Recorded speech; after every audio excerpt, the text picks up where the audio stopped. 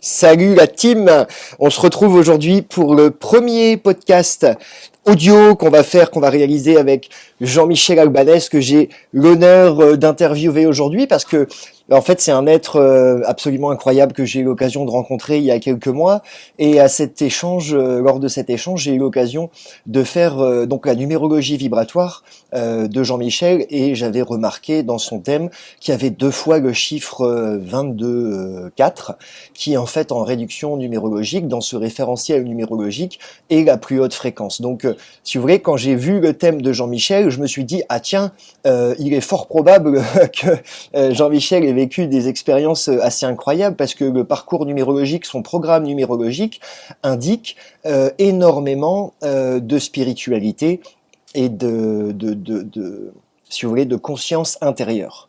Alors aujourd'hui, je vais vous présenter donc Jean-Michel Albanès et il va nous raconter son expérience de mort imminente et le bouleversement que ça a engendré dans sa vie. Donc Jean-Michel, bienvenue.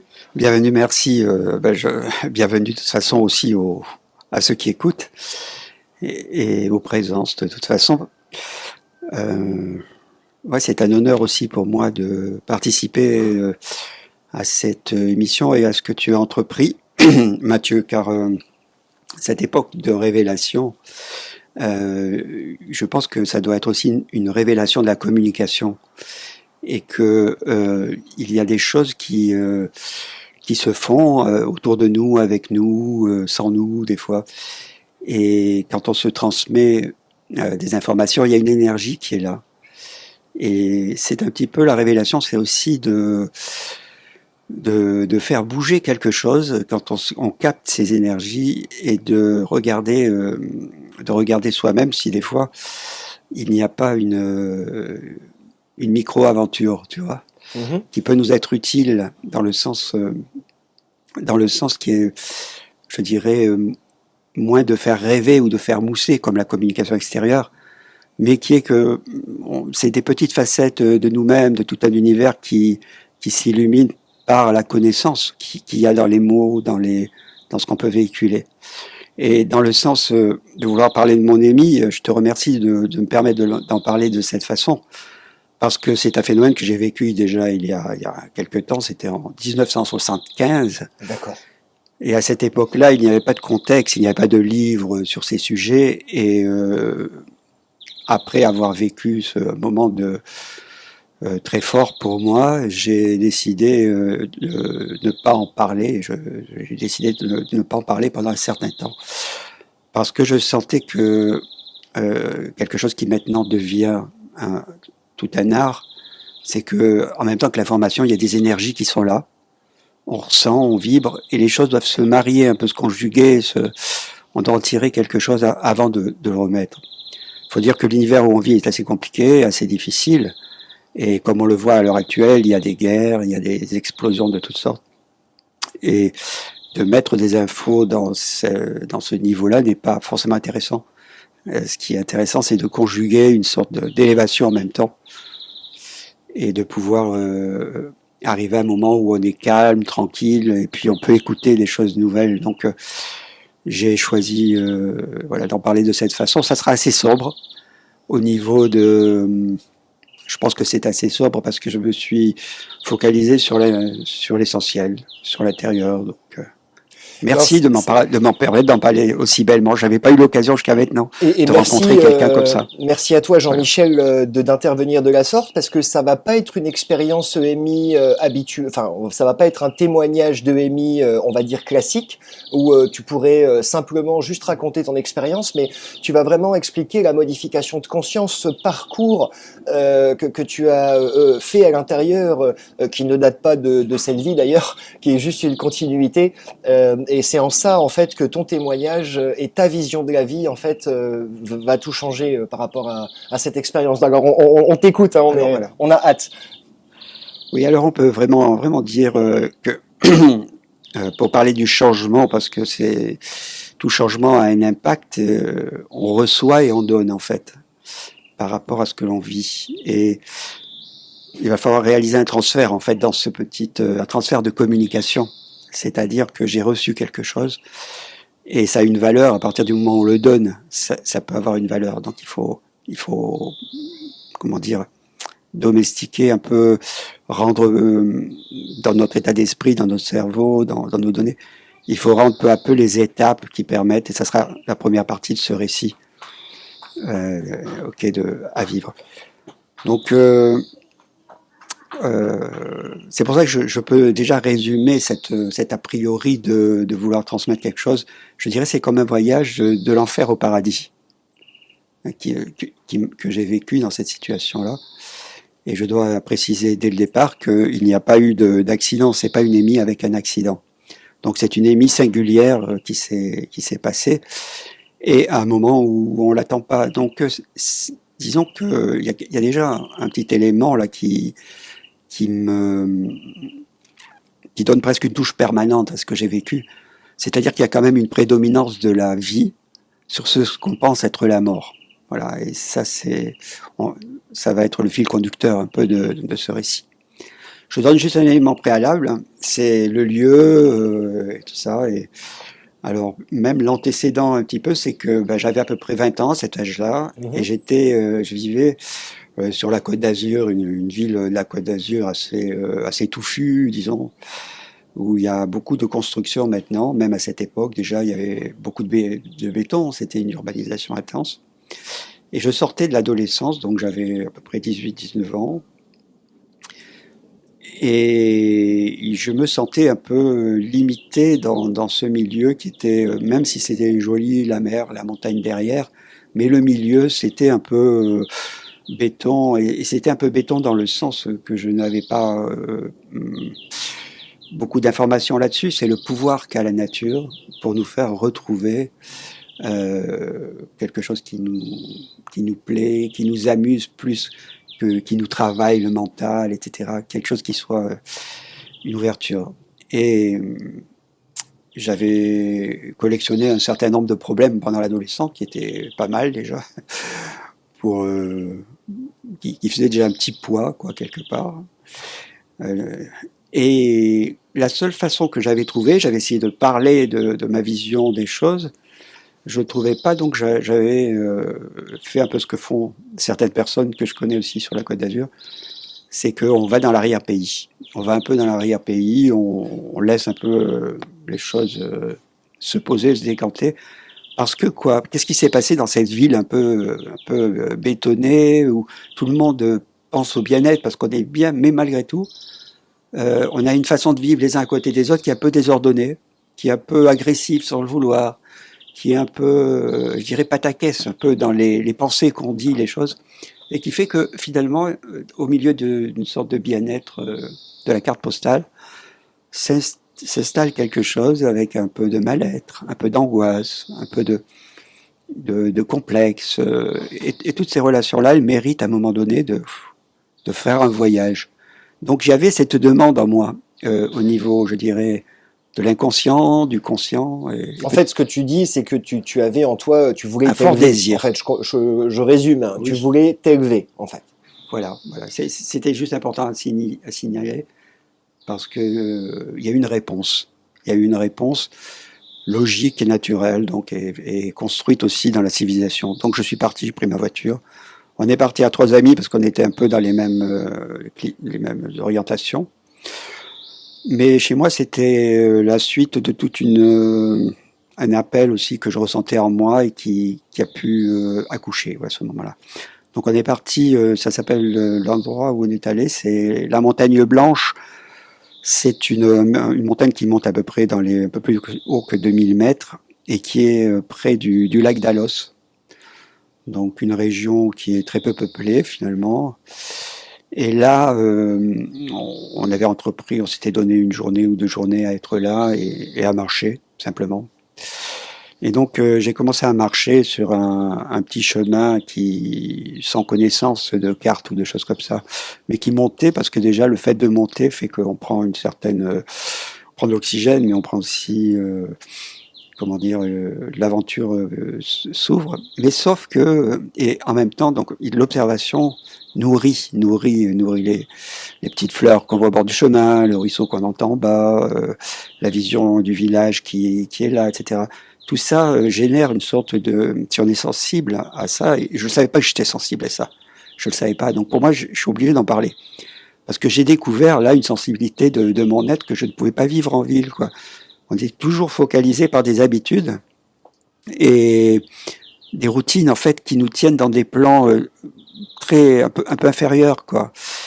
Et là, je pense que si on y reste trop, on développe aussi des dépendances parce que ces habitudes finissent par s'imposer à notre détriment. C'est-à-dire qu'on se croit être comme ça, voilà. Et on transporte avec soi tout le temps une tonne de problèmes. Et cette marche, ce petit effort à faire, c'était déjà quelque chose qui décantait. Je sentais une décantation et un bien-être se faire, mais cette fois-ci qui faisait plus appel à ma vie, à ma vraie vie à moi. C'est-à-dire là, je marche, pourquoi je prends ce chemin, pourquoi je prends pas celui-là, etc. Ouais, c'est moins conditionné que quand on est en ville. Donc c'était un beau moment, et il s'est trouvé que le chemin qui était au départ large, en montant, devenait de plus en plus étroit et même presque pas défini, parce que la présence de petits rochers un peu partout faisait que où je passe par là, où je passe par là, c'était plus très indiqué, et qu'on s'est trouvé relativement les trois en train de monter comme ça, mais finalement sur des zones un peu différentes. Et à un moment, la montagne ayant un peu tournant, quoi, un plan un peu courbe, quoi. Je suis rentré dans un endroit où j'étais plus en contact avec mes autres amis, bon, mais on était bien et c'était tacite qu'on allait rencontrer cette situation. Donc ça posait pas de problème de communication. J'avais pas de téléphone portable à cette époque non plus. Donc je suis rentré dans un domaine où j'étais tranquille. Et voilà que se produit déjà un petit événement qui mérite d'être mentionné. C'est que je passe entre 2, 3 buissons, arbustes aussi, mais c'était assez parsemé, il n'y en avait pas partout. Il y avait également la roche avec des mousses et des choses comme ça. Donc je passe je passe sous un arbuste et soudain, je me vois mon corps, c'était une sensation incroyable, recouvert d'un millier, mais plus d'un millier de papillons bleus. Tout mon corps, il n'y avait pas un espace. J'étais rentré dans, je sais pas, c'est pas un essaim, je sais pas ce qu'on peut dire pour des papillons, mais ils étaient tous ensemble comme ça. Donc je me suis retrouvé dans du bleu comme ça, avec des papillons.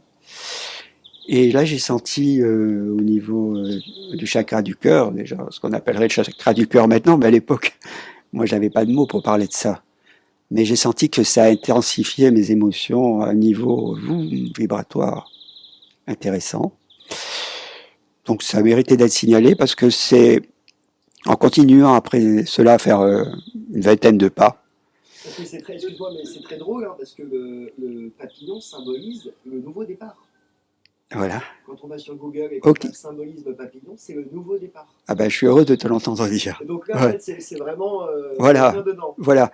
Et c'est drôle de recoudre une histoire parce qu'il faut aller chercher des éléments qui soient pas faux, mais qui a un sens qui fasse bouger. Et donc ces papillons bleus, c'est à cause de ça que 20 pas après, ça avait été tellement fort et tellement d'un coup, je me dis, je m'allonge un petit peu parce que c'était fort, tu vois, j'attendais pas ça, quoi. Et je me suis allongé sur le sol, simplement, avec un peu d'herbe, quelques buissons autour, le ciel au-dessus de moi, la montagne avec ses bruits, quelque part. La montagne, c'est le bruit du silence, quelque part, on peut dire. Ça, il y a une résonance, une vibration déjà. Et les amis qui étaient loin, mais sans inquiétude, quoi. Et je me suis mis sur le sol. Et je pensais me reposer comme on se repose, comme j'avais appris à me reposer. Et je prends conscience dans cette situation-là que mon corps n'est plus, on pourrait dire, n'est plus accordé à la vie que j'ai habituellement. C'est-à-dire, mon mental m'accompagne toujours, je suis là, je peux penser. Si je veux relever mon corps, il ne répond pas. Je cherche ma respiration, je ne la trouve pas. Je cherche mes battements de cœur, je ne les trouve pas. Voilà. J'étais simplement dans une conscience mentale qui répondait à mes choix, mes besoins, et qui était peut-être alimentée par un environnement, quelque chose de plus grand que je ne connaissais pas. Et c'était une expérience déjà très singulière, parce que elle dépassait l'éducation que j'avais reçue, tu vois, et les informations que j'avais. Et ça va expliquer la première phase où je suis rentré, en fait. Étant là comme ça, je me suis posé la question, je me suis dit, mais comment que ça s'arrête, quoi, ce truc, éventuellement? C'est nouveau, mais comment que ça s'arrête? C'est quoi? Est-ce que c'était inconfortable au début? Au début, alors c'était pas inconfortable au niveau physique ni rien. Pas, donc là, tu vois, on n'est pas du tout dans une émie avec un accident côté comme ça dramatique. Il y avait rien.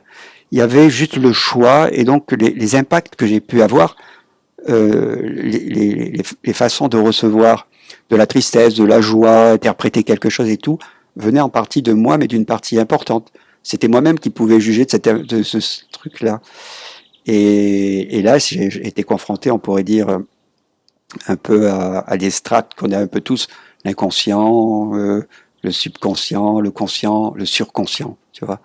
Et en fait, cette expérience m'a permis de révéler déjà une structure qui est finalement au-delà de ce qu'on fait tous les jours. Les psychologues ou ceux qui ont regardé ça, ou les personnes qui sont sensibles, etc., ont pris cette structure parce qu'elle ramène un peu à quelque chose de primaire, quelque part, qui tient après notre façon de penser, de voir. Mais je savais pas que j'avais pas fait de formation sur ce sujet et tout ça, mais je savais pas que j'allais quand même m'en sortir. Mais effectivement, au départ, eh ben, il y avait ce fond d'angoisse qui n'était pas encore traité, que je ramenais de la ville, tu vois, et que j'avais avec moi. Et il a suffi simplement que je pense, mais qu'est-ce que je vais devenir là? Parce que les autres n'ont pas vu que j'ai tourné le chemin, que je suis dans un endroit, ils savent pas où je suis. Je suis tout seul là, mais mon corps, j'arrive plus à le lever. Je sens plus mon corps, j'ai plus de respiration, donc je vais rester là combien de temps? Je vais peut-être mourir, voilà. Conclusion d'un mental qui a peu d'informations et qui parce qu'il est beaucoup dans l'inconscient, voilà. Et qu'est-ce que j'ai pas dit comme question? Parce que effectivement, il y a pas que ça qui vit, il y a pas que cette idée-là de la vie, quoi. Et on a un corps émotionnel, on a un corps vital, et à l'intérieur de moi, ben, puisque j'avais prononcé ces mots, ben, j'ai vécu la situation. C'est-à-dire que j'ai vécu une sorte de mort dans une première phase. Je me suis dit, alors il y a juste ce mental qui est resté un élément toujours fonctionnel, tu vois, prégnant. Dès que je lui faisais appel, il était là et puis il pouvait fonctionner. Et donc, à partir du moment où j'ai pensé que j'allais mourir là, je suis rentré dans ce que j'appellerais un peu l'enfer. Voilà. L'enfer, vraiment. C'est-à-dire, on va pas venir me retrouver. J'ai 20 ans, parce que j'avais 20 ans à cette époque-là, et mon mental a mémorisé les choses parce que je me parlais. Je disais, tiens, Jean-Michel, tu dis ça, tu te dis ça. Et à chaque étape, je me suis dit quelque chose et je m'en suis rappelé d'une façon constante après. Donc, c'est là que je dis qu'il y a une sorte de structure, tu vois, qu'on va aborder après. Voilà. Donc, j'étais très, très triste. Et cette tristesse au niveau des émotions, c'était, bah écoute, t'as pas vécu, tu vois, j'ai vécu une enfance très heureuse jusqu'à l'âge de 6 ans. Et ensuite, il y a eu des problèmes familiaux, des problèmes nationaux, etc., où j'étais. Et j'attendais de sortir de l'adolescence, sortir de ma famille, etc., pour vivre, enfin, retrouver peut-être quelque chose, ou vivre quelque chose.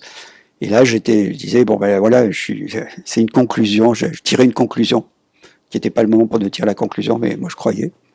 Et je dis, t'as pas vécu, c'est triste et tout ça, et déjà tu quittes ce monde parce que il n'y a pas de solution au niveau de rationnellement par rapport à là où j'en suis maintenant. Ils vont peut-être faire des recherches, ils vont peut-être venir, mais je sais même pas si qu'est-ce qui va m'arriver dans 3 minutes. Je contrôlais pas, quoi. Voilà, je contrôlais pas. Et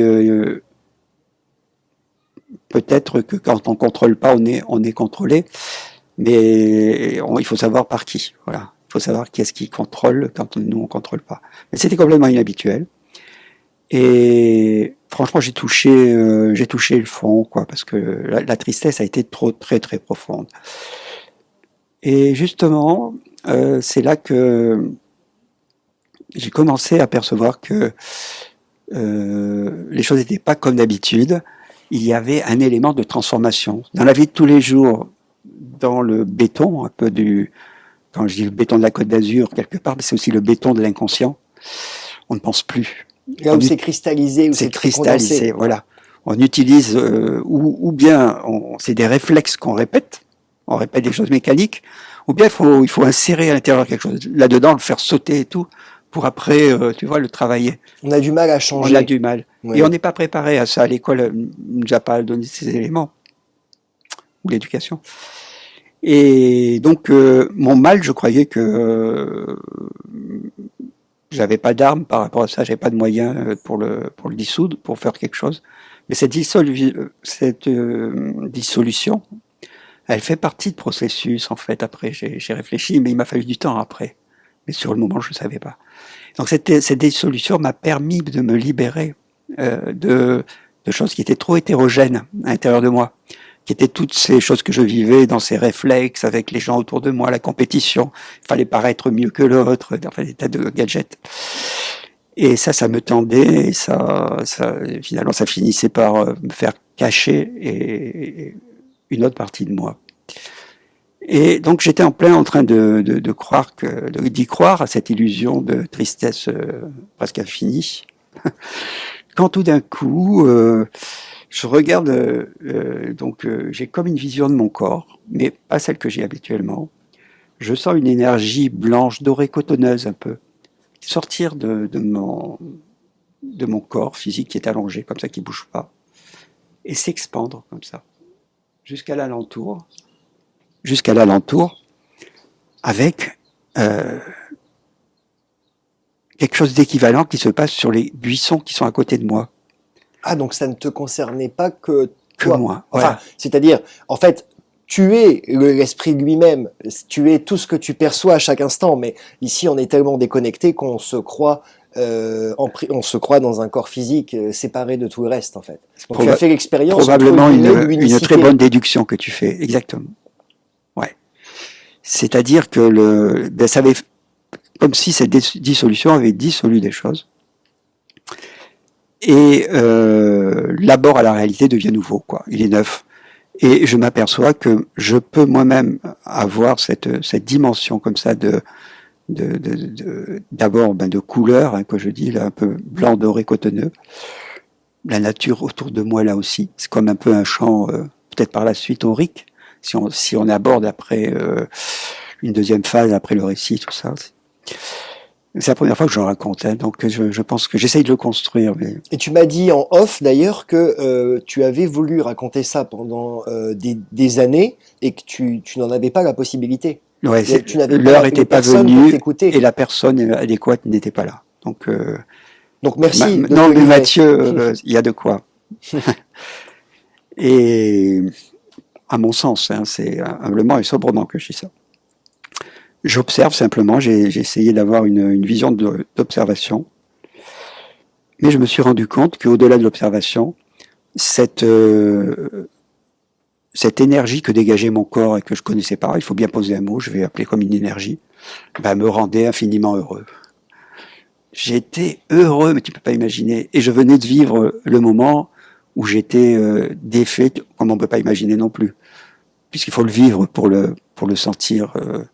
C'est difficile de ressentir ou la joie ou la tristesse de quelqu'un, mais il y a une résonance, parfois. Oui, parce que c'est une certitude intérieure que tu as vécue, que tu essaies de transmettre. C'est ça, il y a quelque chose qui s'est opéré de soi, ouais, intérieurement.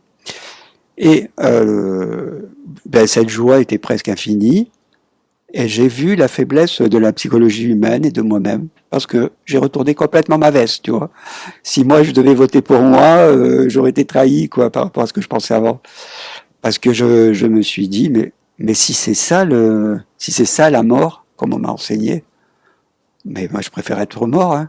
C'était bien trop compliqué de vivre cette vie là sur la Côte d'Azur et tout ça. C'était presque la Côte d'Usure qui était atteinte. Alors je disais, c'est bien, c'est merveilleux, que ça dure toujours, etc. Et toujours ce côté un peu de faiblesse humaine qui se dote d'un côté un peu illusoire et vain. Parce qu'on peut souhaiter des choses, mais est-ce qu'on les mène jusqu'au bout, quoi? Donc on voudrait sortir des fois de l'enfer, on voudrait aller jusqu'au paradis, mais est-ce qu'on va traverser une sorte de purgatoire avec du calme, assez de distance sur soi, voir les problèmes qu'on a et tout. Et c'est des richesses qui étaient là aussi présentes. Et je pense qu'au-delà du mental, j'ai ressenti qu'il y a une dimension spirituelle en même temps qui accompagne. Donc on va voir un peu ces phases il y a eu d'autres phases après. Donc là, j'avais tendance à m'installer aussi parce que c'est confortable de s'installer. On prend une habitude à nouveau, on est dans un milieu cotonneux, lumineux et on croit qu'on va y rester toujours, mais on n'a atteint que quelque chose. Il reste en soi un mystère à découvrir et je pense que la connaissance de soi peut avoir une façon de se déclencher, de se manifester dans le monde par un mystère équivalent à cette connaissance. Comment des fois on est descendu dans des plans qui sont trop condensés, la Côte d'Azur, les rapports superficiels sur le béton, etc. On va pouvoir percevoir qu'on peut changer que parce qu'on a accès à son énergie. Et il y a une énergie interne qui va prendre une certaine façon de se révéler à l'intérieur de nous, qui n'est pas un standard, qui peut pas être forcément tout de suite comparé, il faut le vivre, quoi. Voilà. Et là, j'étais heureux de vivre, donc j'ai tiré de cette deuxième phase. La première avait été utile pour la dissolution, savoir qu'on peut dissoudre des choses et les laisser repartir. Et cette deuxième phase, en résumé, elle montrait que la vie était, comme tu dis toi dans une chaîne, la vie est belle. Quoi, que la vie, elle est dotée de quelque chose qui nous apporte. Et quand on choisit la vie, on choisit plus grand. On peut pas s'arrêter à notre image, on peut pas s'arrêter à nos réflexions. Bon, c'était ce que j'apprenais là, quoi, quelque part, un peu, tout simplement. Et donc, ben non, je suis pas resté dans cet état. Je suis pas resté dans cet état. Et il s'est passé que sur ce que je viens de dire maintenant, c'est-à-dire que la vie est belle, elle est belle parce qu'elle est constructive aussi. Elle n'est pas que destructive. Donc la première phase, c'était de détruire un peu tous les accrochages. La deuxième, c'est de révéler une phase un peu constructive. Et cette phase constructive, elle s'est fait plus mentale. Après que j'ai pu étaler cette énergie, le relier dans un sens un peu fusionnel avec ce qui est autour. Là, c'est une énergie différente que j'ai reconnue, que j'ai ressentie en moi, et c'est une énergie qui est entre le mental et l'astral. C'est-à-dire que cette joie du cœur s'est mariée avec un certain discernement. Et je me suis posé une question sur ma vie dans ce contexte. Et je me suis dit, avec quelque chose qui me le faisait vivre à l'intérieur, je me suis dit, Jean-Michel, tu es en train... ah non, attends, pas tout de suite là. Je me suis pas parlé là d'abord, j'ai observé. Et ce que j'ai observé, c'est que j'étais dans un paraître presque à 99,99% du temps. Et que ce que je croyais être ma vie, mais notamment ma dimension intérieure à moi, c'était ce que je projetais sur les autres pour être agréable à papa, à maman, pour pouvoir emporter dans telle situation par rapport à des rêves qu'on espère ou des choses qui nous font mal. On voudrait que ce soit comme ça. Alors on joue un peu le jeu, puis il y a quelqu'un qui nous répond, qui nous renvoie la balle. On s'y adapte, tu vois, et puis on se fait tout un faux monde d'illusions qui, le jour effectivement où on va peut-être réellement changer de plan, comme on dit mourir, c'est changer de plan, et la mort est peut-être autre chose que ce qu'on pense. On va traverser ça et puis on va voir qu'il y a encore autre chose. La vie est partout aussi. Et ces choses-là, ben, c'était un moment super pour l'observer. J'étais dans le calme le plus. Et aucune influence ne venait m'altérer. Donc, il y a une force à l'intérieur de soi qui permet, à un moment donné, que quand on est compagnon, quand on est en compagnie avec elle, avec quelque chose que je vais découvrir après, dans la suite du voyage, un peu plus haut, c'est une présence intérieure de nous d'absolu, qui nous permet de traiter ces éléments relatifs autour de nous. Donc j'ai pu démonter, voilà, j'ai pu prendre conscience que je jouais un jeu, que je jouais un rôle, et que je croyais moi-même à ce rôle, et que ça me mettait dans un certain niveau de relation de vie, mais très limité. Et j'ai senti à l'intérieur de moi quelque chose vouloir se changer par lui-même, se transformer. Et là, je me suis parlé, là, j'ai commencé à me parler, j'ai dit, ça devient un peu compliqué, là, ce que je suis en train de vivre, donne-toi des repères. comme ça, d'une façon un peu spontanée, quoi. Et il me dit, je suis en train de rentrer à l'intérieur de l'intérieur.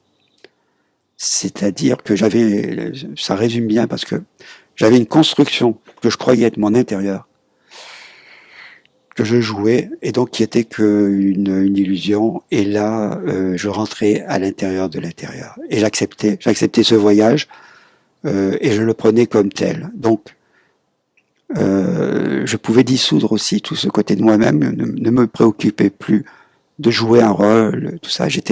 À ce moment-là, j'étais vraiment sur moi-même, dans moi-même, en dessous de moi. J'étais en train de ramasser des morceaux de moi-même et de voir qu'il y avait une intelligence plus grande, une conscience plus grande. Et c'est sûr que le niveau vibratoire montait, quoi, parce que à ce niveau-là, il y a une forme de remerciement par rapport à la vie, c'est le moindre des choses. Il y a une forme de recueillement aussi, parce que on sent qu'il y a une dimension d'esprit qui va être là, et même quand on pense, il y a un côté verbe, tu sais, parce que je l'avais déjà capté un peu autour de moi, quand je m'étais soustrait à cette influence de la côte et tout ça, et que je montais dans les villages. J'avais envie de m'arrêter près d'une pierre, je sentais comme elle avait une forme particulière, me parlait. Il y avait des gravures aussi, d'alchimie, de choses comme ça, par-ci, par-là. Je me confrontais à ça, et puis ça éveillait quelque chose chez moi, tu vois, une sorte de calme. Et c'est un peu comme un langage intérieur, donc comme quelque chose qu'on a besoin de décrypter. Je pense que c'est dans le calme vraiment serein, quoi, que ça se passe le mieux. Et donc j'étais en train d'aller à l'intérieur de l'intérieur, et je me laissais aller là. Et j'ai comme perçu une sorte de son, mais ce qui n'était pas un son, qui venait du dehors, une sorte de vibration et d'énergie à l'intérieur de mon système. Et dans cette vibration, le fait de lui donner une attention, elle m'a fait passer un peu, j'ai compris que je passais un peu de la lumière au verbe. C'est-à-dire que je pouvais être tellement resserré à l'intérieur de moi que j'étais plus dupe d'un jeu avec l'extérieur et que je pouvais me consacrer à comprendre ma structure, mais à ce moment-là, d'une façon plus verticale. Voilà, ça c'était quand même important. Avec le recul, parce que dans le moment, c'était que merveilleux, que s'occuper des choses à vivre. Mais je pense que ma conscience a grandi et que tout au long de ma vie, j'ai continué à cultiver ce moment-là parce qu'il est vraiment trop hors du. C'est un don qui est fait à chacun, je pense, que l'esprit de chacun peut mettre dans le corps de chacun d'une façon ou d'une autre. Chacun va vivre une aventure, quelque chose où ça peut être, comment dire, un moment fort, quoi, un moment. Brièvement toucher entre guillemets, ce qu'on pourrait dire dans le langage courant, le plan de la création, en fait, du verbe, puisque Ouais. c'est vrai qu'il y a beaucoup de bon, on peut faire une classification, hein, tout simplement. On peut dire que voilà, il y a les énergies qui sont en dessous de nous. Donc ça, c'est tout ce qui est ce qui va nous apporter du négatif, c'est notre passé, si vous voulez, c'est le subconscient. Donc la haine, toutes ces choses-là. Il y a les énergies de notre plan externel, de l'extérieur, en fait. Ouais, qui peuvent trop nous distraire des fois. Voilà, Et puis il nous y a le empêcher. plan angélique. On va beaucoup parler d'amour inconditionnel. Il n'y a aucun amour qui est inconditionnel, évidemment. Tout amour est conditionné, aussi grand ce conditionnement soit-il, mais est toujours conditionné. Et au-delà de ce plan angélique, archangélique, il y a le plan du verbe. Voilà. Alors là, je me suis trouvé tout petit et je remercie, tu vois. Je remercie ce jeu d'échelle, en quelque sorte, où il semble qu'il y ait eu une porte vraiment étroite dans laquelle il faut avoir laissé tout ça. Il faut avoir laissé ses angoisses, il faut avoir laissé son paraître, il faut avoir laissé énormément de choses pour être comme une. Maintenant, c'est un mot qui me vient comme ça, mais c'est peut-être le mot, la poésie du moment, mais comme la corde elle-même, tu vois, qui va jouer sur l'instrument de, de, de son être, quoi. Et T'es passé du grave aux aigus. ça, c'est du grave aux aigus, exact, ou de l'enfer au paradis. Et là, là, j'ai parlé à l'intérieur de moi, mais il y a eu intégration d'une dimension supérieure. C'est-à-dire que c'était tellement aigu, tellement nécessaire d'évoquer des choses tellement clés tellement essentielles qu'il fallait que je les prononce en moi-même, sans quoi la porte ne s'ouvrait pas, quoi. Alors j'ai dit, parce que quand je me suis retrouvé là, j'ai ressenti quelque chose de très sacré à l'intérieur de moi, et j'ai dit, dès que, enfin, je sentais la dimension de l'esprit, tu vois. Et j'ai dit, je suis toute obéissance, tu vois. J'ai dit, je suis toute obéissance à ce que je sens venir et qui est toute autorité, tu vois. C'est-à-dire, j'ai remis un peu une échelle de valeur plus transcendante par rapport à une valeur Plus vertical, plus moins horizontal. verticale. Et là, effectivement, des portes m'ont été ouvertes et je me suis trouvé en relation avec l'absolu, avec l'absolu. Une conscience présente partout, euh, extrêmement synthétique de lumière, de vibration, capable dans un moins, où que je regarde dans le cosmos, le moindre parcelle de mon être, mais cosmos intérieur aussi, hein, la moindre parcelle de quelque chose que je prête mon attention, dégager ce que l'on appelle une sorte d'abondance, mais de surabondance. C'est-à-dire que c'était plus localisé là, c'était plus quelque chose lié à quelque chose où on peut poser un repère. Ça pouvait être qu'une relation ou ma partie relative, regarder un absolu, mais dans un bonheur que j'ai jamais atteint après dans ma vie de jamais. C'est très très pur, une conscience très très pure, une conscience omniprésente et qui ne pour l'enseignement final, voilà, l'enseignement final a été de soi-même parce qu'on pense très vite quand on est dans ce niveau-là, je crois. Donc j'ai tout de suite réalisé que tout était possible à ce niveau-là, c'est-à-dire tout était possible. C'était pas l'objet de cette expérience que je vivais d'essayer de comprendre les choses et tout, mais la voie était tracée et j'étais sûr, et je le suis maintenant parce qu'à chaque fois que j'y repense, j'ai pu comparer avec tout ce que je vis dans la vie et peu à peu les choses se sont mises en ordre. Donc il y a un chemin initiatique. Je suis sûr qu'on m'a aidé, qu'on m'a aimé du dessus et qu'on m'a permis quoi et maintenant j'envisage la vie avec cette collaboration, coopération. Est-ce que tu as eu l'impression qu'on t'a tiré de ton corps? Euh, oui, mais peut-être pas d'une façon imagée comme on tire un enfant qui est tombé dans la piscine, par exemple. Mais à l'intérieur de soi, oui, vraiment on m'a hissé, voilà. Et ça hisse, ça hisse, ça hisse. Et et là, il y a une tellement parfaite communion qu'on a envie d'être juste la petite feuille qui va avec ce que le vent a décidé, tu vois, d'être. Tu, tu te laisses embarquer par le vent, il y a pas de résistance, il y a pas. Et il y a quelque chose qui se perpétue à l'intérieur de ça, qui est une permanence. C'est-à-dire que tu n'es plus en lutte en quoi que ce soit dans une partie de toi. T'acceptes l'intégralité, c'est-à-dire ta vie. Voilà. Et quand j'ai accepté l'intégralité de ma vie, un miracle, tout s'est mis à refonctionner dans mon corps. J'avais donc j'avais réalisé dans ce moment quelque chose, tu vois, qui m'avait été, qui faisait partie de mon programme. Je l'avais réalisé et mon corps reprenait sa dimension normale. Donc, mon corps commençait à rebouger, je sentais ma respiration, etc. Mais j'avais comme réalisé une équation très... Ouais, il y a un bruit. Une équation subtile, très subtile, un peu sublime, là, comme un chercheur qui avait mis le doigt sur quelque chose de bien orienté. Et je sentais que je n'avais plus qu'à être fidèle. C'est pour ça que quand j'avais dit je désirais toute obéissance et que c'était toute autorité, je décidais qu'à certains moments de ma vie, j'ai des moments, je crée des choses qui me fassent retrouver ce moment où on peut être en communion, ça y est, voilà, où on peut être en communion avec, certains l'appellent Dieu, l'absolu, cette dimension transcendante de soi, et que c'était très important pour soi de se ménager de la conquérir aussi, parce que c'est pas évident par rapport à l'éducation qu'on a, par rapport à beaucoup de choses. Et puis aussi donc je me suis relevé comme ça, mon corps, fait bouger un petit peu. Et puis j'ai fait quelques pas. Et je me suis dit, mais c'est singulier là, j'ai vécu un truc singulier. J'ai repris les repères d'une vie ordinaire.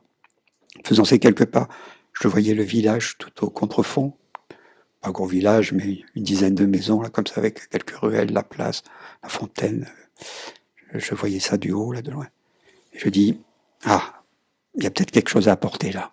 Quoi. Il y a peut-être quelque chose à faire comprendre, tu vois. Et là, bien, tu me donnes le moyen pour une fois, tu vois, de le raconter d'une façon, voilà. Des fois, il faut attendre peut-être. Hein. Ça, il s'est presque passé bientôt 50 ans, tu vois. C'est incroyable, voilà. Oui, parce que, en fait, il y a eu cette EMI qui a été cette première, on va dire, expérience extrasensorielle, mais elle n'a fait qu'ouvrir ce que je dirais la boîte de Pandore. Oui, C'est-à-dire que, bon, pour cette première interview, on va pas aborder le sujet. oui, On va en faire une deuxième parce oui. qu'il nous faut encore une fois 45 minutes.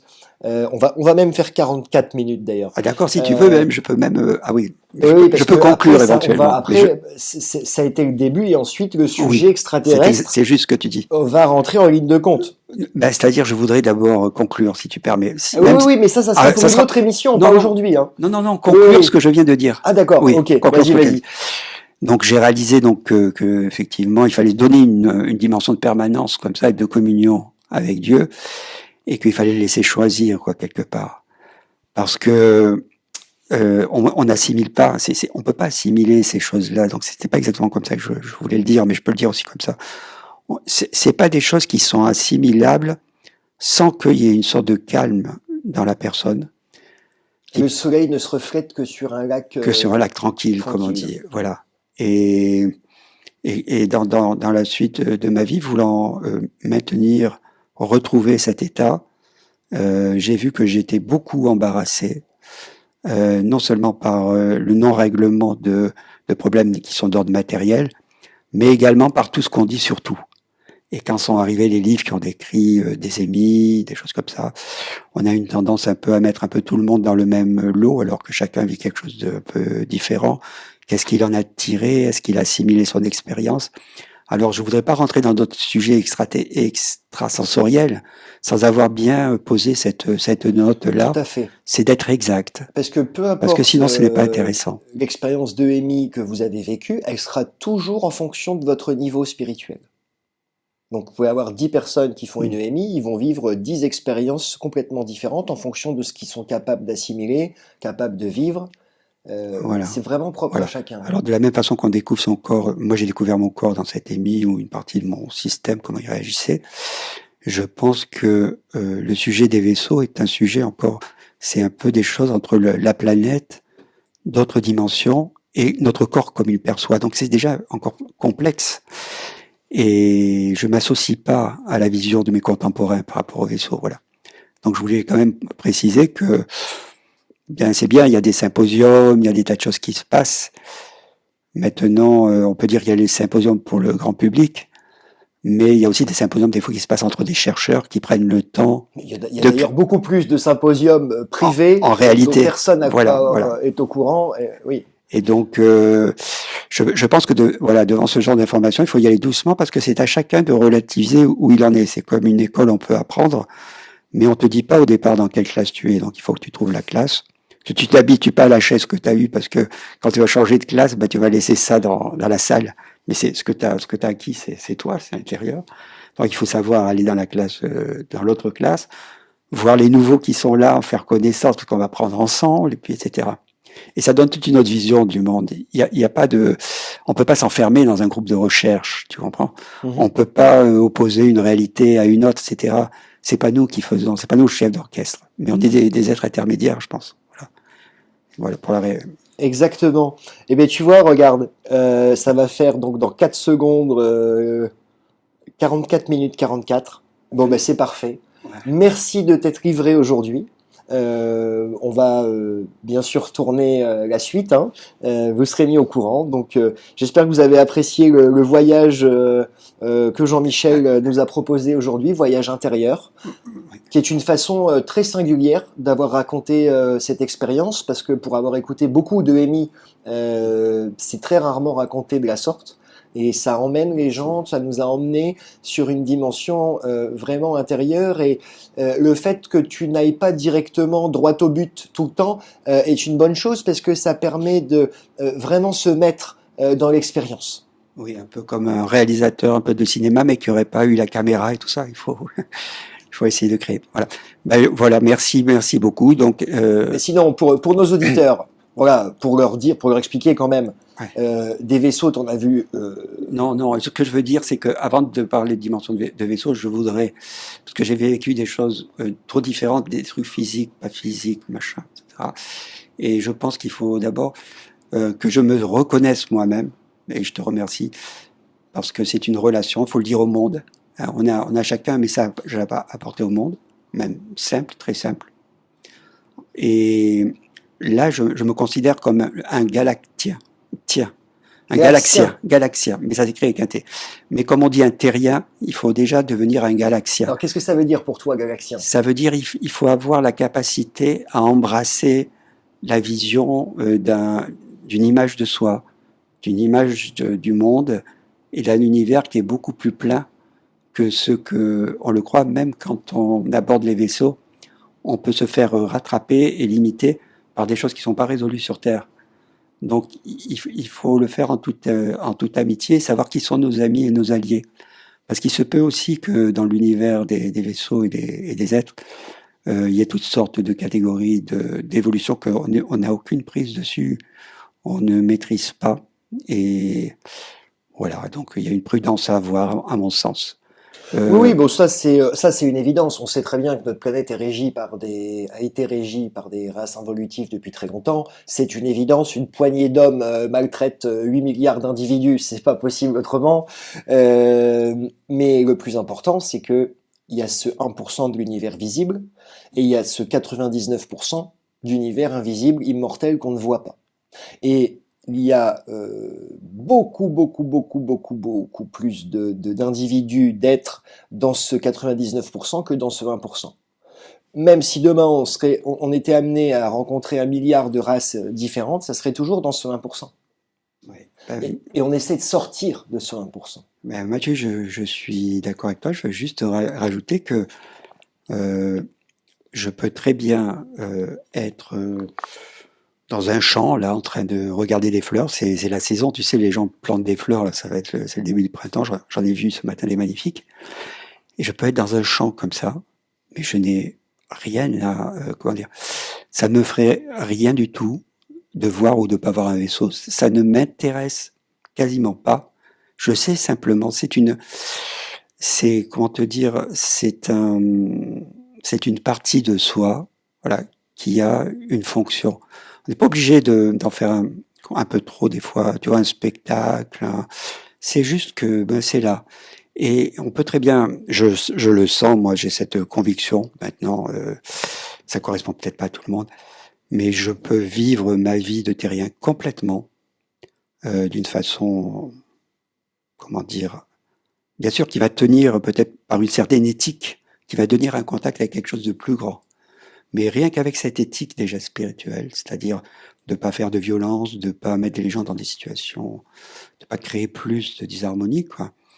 Eh bien, juste la confiance à l'intérieur de soi, qu'il y a d'autres dimensions, mais de le savoir, tu vois, ça vibre un petit peu dans le cœur. Mais ça suffit. Et l'énergie qu'il faudrait pour voir des vaisseaux, pour faire des sujets là-dessus, des symposiums et tout, ça risquerait, c'est mon côté peut-être un peu trop analytique, peut-être qui s'exprime, mais ça risquerait de prendre sur l'énergie dont on a besoin chacun, simplement pour s'auto-émerveiller de ce qu'on a déjà autour de nous et de ce qu'on a à faire là où on est. Bien sûr, il y a l'éducation, il y a des tas de choses les réflexes et tout, qui se sont cumulés, et on tend à devenir un peu une machine, l'être humain et tout ça. Puis il y a des standards, alors on parle tous un peu des mêmes choses pour se retrouver. Mais ça doit être bon déjà de se retrouver d'abord, et après de parler, tu vois, d'un sujet ou d'un autre. Il faut créer je le ressens comme ça, voilà. Et c'est pour ça que quand j'ai pu voir quelques vaisseaux une fois, là, ce qui m'a réjoui le plus, c'est d'en parler avec les êtres qui étaient autour. Et c'est l'émerveillement de voir des êtres autour de moi, des êtres humains comme toi et moi, mais qui s'interrogent, qui s'émerveillent, qui sortent un peu, voilà, des trucs tout faits qu'on colle tous les jours. Voilà, c'est ça qui est sympa pour moi. Donc je voudrais pas négliger ce côté sympa. Ouais.